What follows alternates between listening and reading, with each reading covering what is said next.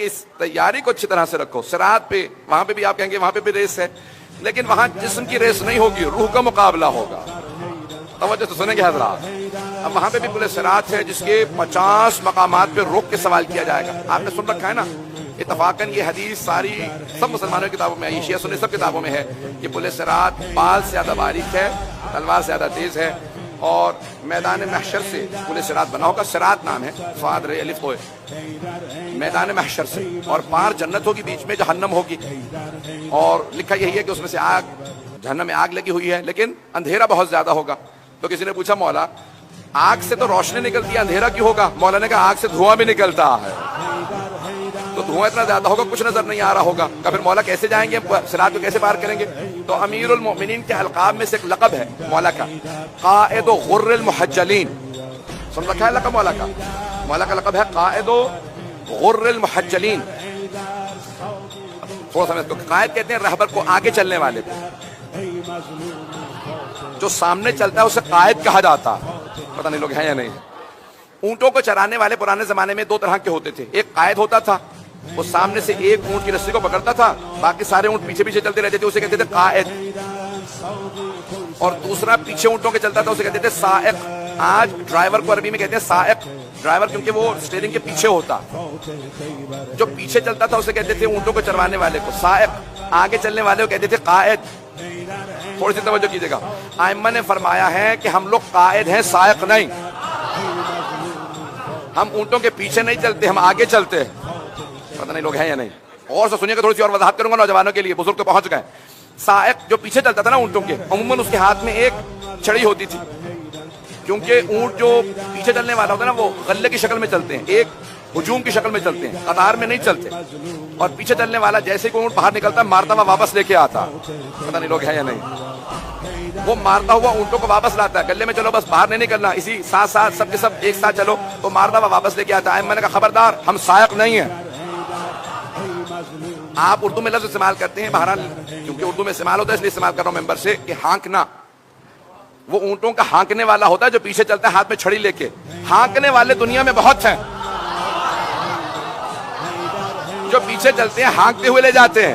ریوڑ کو، گلے کو جو ہانکتے ہوئے پیچھے سے چلتے رہے، چھڑی ہاتھ میں لے کے مار مار کے واپس لے کے آئے، وہ اور ہیں. مولا نے فرمایا ہم قائد ہیں.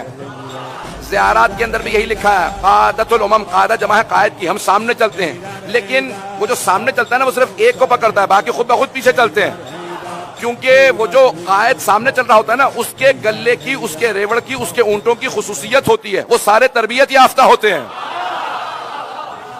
وہ سارے ٹرینڈ ہوتے ہیں، انہیں پتا ہے ہم نے قطار میں چلنا ہے. عزیزان گرامی، امام زمانہ کا بھی تبھی ظہور ہوگا جب ہمیں تربیت ہو جائے گی. وہ قیادت کے لیے آئیں گے، وہ سامنے چلیں گے. تو عزیزان گرامی، مولا فرماتے ہیں کہ پولیس صراط، مولا کا لقب ہے قائد غر المحجلین. میں اسی کی وضاحت کر رہا تھا، ذہنوں میں ہے نا. دنیا بھر کے اندر عربی نسل کا گھوڑا پالنے کا امتیاز سمجھا جاتا ہے کہ اس کے پاس عربی نسل کا گھوڑا ہے. عربی نسل کے گھوڑے عموماً جو بہت بھورے رنگ کے، براؤن کلر کا گھوڑا یا سیاہ رنگ کا گھوڑا، بہت ڈارک رنگ کا گھوڑا، اور اس کی پیشانی پہ ایک سفید رنگ کا نشان بنا ہوتا تھا. ابھی بھی بہت سے عرب نسل کہتے ہیں یہ بہت اعلیٰ نسل کا گھوڑا، پورا جسم اس کا یا سیاہ ہو یا براؤن ہو یا بھورا، اور پیشانی پہ ایک سفید رنگ کا نشان. اس سفید نشان کو بہت اعلیٰ مانا جاتا ہے، اسے کہتے ہیں غرہ، کیونکہ پیشانی پہ اسے کہتے ہیں غرہ، چمکتا ہوا نشان، سفید نشان. پورا بدن اس گھوڑے کا جو ہے وہ سیاہ ہو یا بھورا ہو اور سفید نشان ہو، اس نشان کو غرہ کہا جاتا ہے. محجل کہتے ہیں چمکتی ہوئی چیز کو. مولا کا لقب ہے قائد غر المحجلین. ان کے قائد و امام جن کی پیشانیاں چمک رہی ہوں گی. میں طاہرین سے علماء نے لکھا اپنی کتابوں کے اندر، یہ چمکتی ہوئی پیشانیاں کیوں کہا گیا؟ کہ دو وجہ سے. سجدے کرنے والوں کی پیشانیاں چمکتی ہیں، اور اس لیے میت کی پیشانی پہ خاک شفا مل دی جاتی ہے کہ جب وہ مرنے کے بعد دوبارہ اٹھایا جائے تو اس کی پیشانی سے نور نکل رہا ہو. تو مولا کا لقب ہے قائد غر المحجلین. تو چھٹے امام سے پوچھا مولا یہ لقب کیوں ہے؟ کہ صراط کے اوپر صرف وہی جنت کے پار جائے گا جس کے پاس علی کی ولایت ہو اور پیشانی چمک رہی ہو. اب 50 مقامات پہ روک کے سوال کیا جائے گا. روایت کو سن لیجیے گا، الانوار النجف، اس کے اندر یہ تفسیر انوار النجف کے اندر مرحوم حسین بخش صاحب نے لکھی ہے، 14 جلدوں پہ تفسیر ہے. ظاہراً اس کی جلد نمبر 7 میں یہ روایت موجود ہے. سننا چاہیں گے تمام حضرات؟ تو کہا پولیس صراط بہت طولانی، پار کرنے کے بعد جنت ہے. کہا وہاں پہ کچھ افراد بہت تیز رفتار سے اسے پار کر لیں گے. سننا چاہیں گے نا روایت؟ کچھ افراد بہت تیز رفتار، جیسے برق، بجلی کڑکتی ہے، کتنی تیز کڑکتی ہے، میلوں سفر کرتی ہے لیکن چند سیکنڈ کے اندر. تو کچھ اتنی تیز رفتار سے پورے صراط کو پار کریں گے کہ یہاں پہ مولا کہیں گے جاؤ، اور دیکھا جائے گا کہ وہاں پہنچ گئے. جیسے جناب سلمان، جیسے جناب ابو ذر، جیسے جناب مالک اشتر، یہ بہت تیز رفتار سے. کچھ مولا فرماتے ہیں کہ تیز رفتار گھوڑے کی طرح سے دوڑتے ہوئے پار کریں گے. کچھ انسانوں کے تیز رفتار سے، کچھ چلتے ہوئے، کچھ بیچارے بیلنس کرتے ہوئے، اور کچھ گری جائیں گے. اور مولا کھڑے ہوں گے صراط کے ایک پار، صرف چہرہ دیکھ کے کہا کریں گے جہنم سے، ھذا لی وھذا لک، اے جہنم یہ میرا ہے. چہرہ دیکھ کے صرف مولا کہیں گے جہنم سے، اے جہنم یہ میرا ہے، اسے چھونا مت. اور کسی کا چہرہ دیکھ کے کہیں گے یہ تیرا ہے، اسے چھوڑنا مت.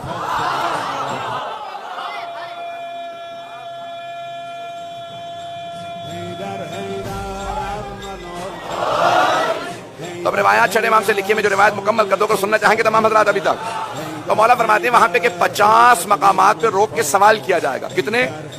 50 مقامات پہ رک جاؤ، ایک سوال ہے، جواب دیا تو کہاں آگے بڑھ سکتے ہو، اور اگر جواب غلط ہوا تو وہیں سے فرشتے دھکا دے دیں گے، وہیں سے پورے صراط سے دھکا دیں گے، نیچے جہنم ہی ہے، پھر اور کچھ بھی نہیں، جہنم فوراً اس کو آنے کی اذان گرامی. مولا فرماتے ہیں 50 مقامات پہ تیزی سے انسان چلتا چلا جائے گا.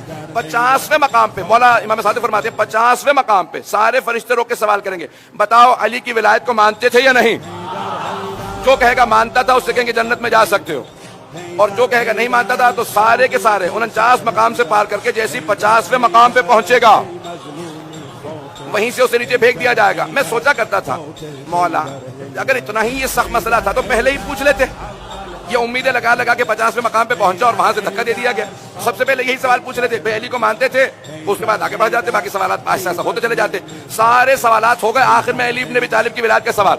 تو مرحوم آیت اللہ حسین بختیار صاحب فرماتے ہیں، کہتے ہیں کہ امام کا پیغام یہ ہے کہ اگر سارے اعمال صحیح ہوں لیکن علی کی ولایت نہ ہو تو کوئی عمل قبول نہیں، اور اگر علی کی ولایت قبول ہے تو سارے اعمال قبول ہیں.